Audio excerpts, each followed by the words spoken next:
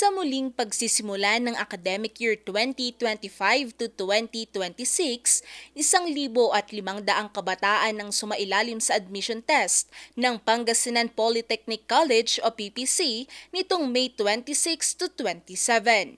Ang PPC ay isa sa mga priority projects ng pamahalang panlalawigan sa ilalim ng pamumuno ni Governor Ramon V. Gico III upang mapabuti pa ang sektor ng edukasyon sa lalawigan.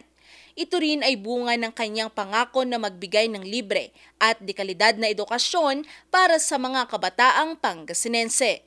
Sa pagbubukas ng PPC noong nakaraang taon, nasa 700 kabataan ang nakapasok at nakinabang sa libreng edukasyon. Ngayong taon, target ng pamunuan na makatanggap muli ng 700 bagong estudyante. Ilalabas ang resulta ng PPC admission test sa darating na July 7 ayon sa pamunuan ng paaralan. Tiniyak naman ni Governor Gico ang kahandaan ng mga pasilidad ng paaralan kabilang ang mga guro, non-teaching staff at mga kagamitan.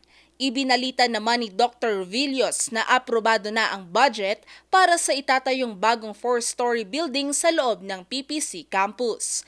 Kasabay nito, inaasahan na ring magkakaroon ng karagdagang PPC campus sa mga bayan ng Bugalyon at Umingan.